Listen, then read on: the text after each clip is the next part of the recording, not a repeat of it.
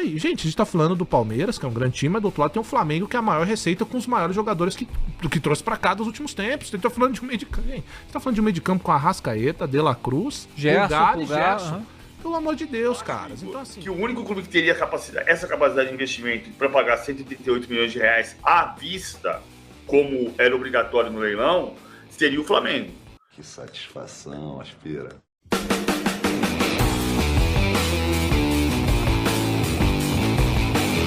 Fala comigo, seus mitos, muito prazer. Caso vocês não me conheçam, eu me chamo Douglas Albini e hoje nação. A mídia paulista está assombrada com o poder financeiro do Flamengo. Tem muita coisa interessante, tem corintiano falando do Mengão aqui, jantando o Palmeiras, enfim. Tem muita coisa top, fique comigo aí até o final, tá bom? Os créditos para deixar no início de cada vídeo, vou lá conferir os canais que está na própria descrição do vídeo. Outra coisa, nação, esse vídeo aqui vai ser no horário atípico do meu canal e logo logo tem o jogo do Flamengo, ou seja, o alcance desse vídeo tende a ser menor, por isso que eu conto com o apoio de vocês aí, deixa um like, compartilhe pra geral aí, tá bom? Vem engajar nesse vídeo aí, tá bom? Bora pro conteúdo, Mitch, bora lá.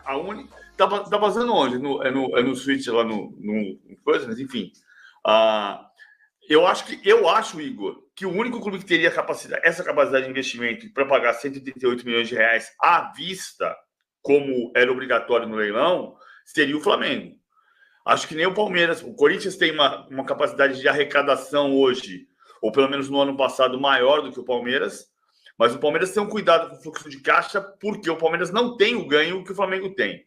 E desse ponto de vista, eu acho que é importante a gente salientar, vou entrar um pouquinho na questão política, que a gente pode ter várias discordâncias sobre estilo, sobre democracia, sobre tipo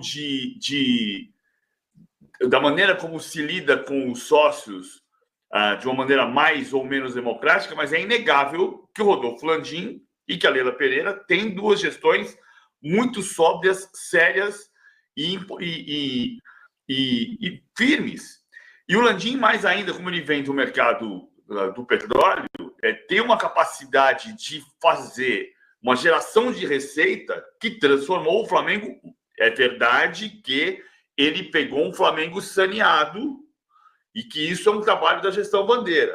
Mas há uma capacidade de geração de receita que se ampliou na gestão Rodolfo Landim. Acho que isso é justo que a gente diga, e é por isso que o Flamengo tem, e acho que é o único que tem, 138 milhões de reais para pagar à vista.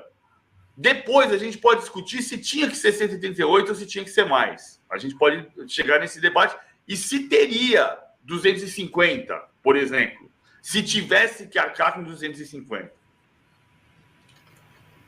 O PVC, é interessante isso aí, né? Porque a gente está pegando esse fio condutor por conta do leilão, né? Do estádio, e tem outras nuances, né? Em relação a isso, né? Nesses detalhes aí da geração, da gente olhar não só para quem está no topo da tabela, mas como clubes nessa comparação, que estão nesse mesmo mercado. A gente olha investimentos em contratação de jogadores e tal, como outros clubes estão no fio da navalha ali, estão enforcados ou até já foram, né? A questão do caixa do Botafogo, por exemplo, me chama muita atenção, né? Nessa comparação entre uma ponta e outra do gráfico, né? De como o Botafogo, em termos do que ele consegue fazer com as próprias pernas no momento, do jeito que aconteceu no ano passado, tem essa dificuldade para fazer aumentar esse grau de competitividade se ele não operasse de um jeito diferente, vamos dizer assim, né? Com operações financeiras aí, via texto, esse multi-club ownership aí, que a gente... É difícil entender um pouco como que ele está fazendo para que a operação fique saudável, né? No papel, está difícil enxergar isso, mas no mercado, né, de futebol, de contratação, que é como o torcedor geralmente olha para fazer esse tipo de comparação, meu clube está rico, meu clube está pobre, eles têm gastado muito dinheiro, mas quando a gente olha um pouquinho para trás, lá para o chamado back-office, né, para o escritório, tem essa dificuldade registrada no papel de como um clube está tão mais saudável do que a operação do outro, né? Nessa roda que gira de geração de receita, enfim, em detrimento, em comparação com as despesas também que a gente tem de forma recorrente.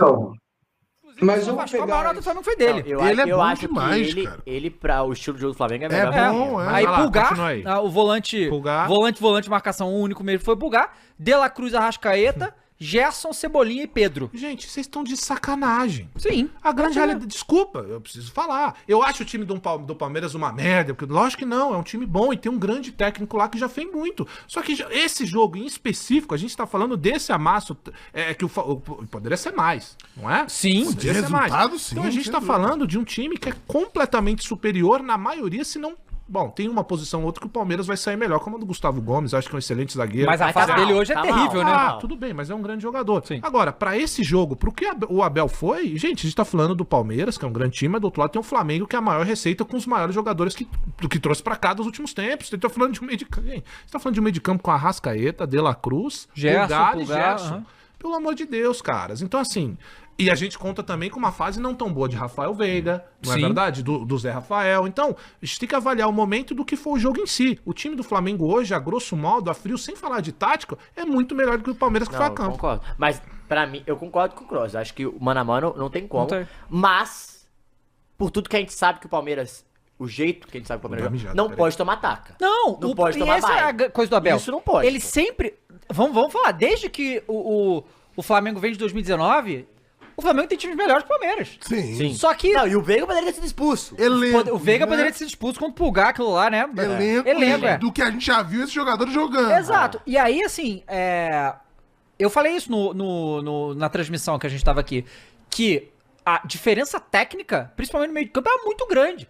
Muito grande. E aí, esse jogo que o Abel resolveu fazer contra o Flamengo, era um jogo onde ele não podia errar nada, era um jogo de erro zero. Não, Pra- 2x0. O do cara falou 2x0 é taca. Não, mas o jogo foi uma Ah, taca, peraí, foi um cara, baile, pelo amor de irmão. Deus. Cara, esse 2x0 foi mais superioridade do Flamengo do que o 3x0 que o Flamengo fez no Maracanã ano passado. pô. Sim. Foi Não, mais. Foi mesmo. Só não saiu O mais gol. 3x0 do ano passado não teve tanto não teve a volume de superioridade, jogo assim, não. Porque o Palmeiras não podia errar nada. Só que, obviamente, nesse estilo de jogo que o Abel se propôs.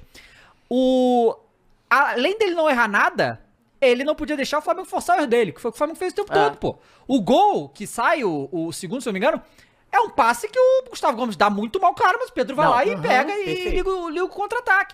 Então, assim, O lado direito ali foi o Deus da foi um cura. horror. Então, assim, e você fazer um tipo de formação que você não pode errar nada é difícil, pô. Uma hora você vai errar. E você não pode ficar exposto do jeito que o time ficou. Então, assim, nem se defender bem o Palmeiras conseguiu. Então, mas a crítica é essa. É. A crítica do Palmeiras não é, você tá esperando que o Palmeiras fosse pra cima e tal. Não tô esperando isso. Tô esperando que o Palmeiras se defendeu bem, igual no primeiro tempo, se defendeu bem no primeiro momento. Depois, só que o Palmeiras com 3 volantes. Pô, se defendeu bem no primeiro tempo também não, né? Teve o Pedro lá que deu de calcanhar, essa bola deixa pro Gerson, era gol. Teve o Cebolinha cara a cara com o goleiro já e conseguiu se recuperar. A bola frente a frente ali com o De La Cruz, ele fincou o pé. Todo mundo do Palmeiras atacou na frente, a bola passa da caixa. Então não tem essa de defendeu bem não, hein? Não teve essa não. O Palmeiras desde o primeiro tempo foi amassado pelo Flamengo. E sobre a questão do Bandeira de Melo, lembrando que o Bandeira de Melo veio da Chapa Azul, ou seja, que organizou o Flamengo financeiramente foi o Landim e sua turma. Acho que todo mundo sabe disso, mas vamos esclarecer, tá bom? Tamo junto.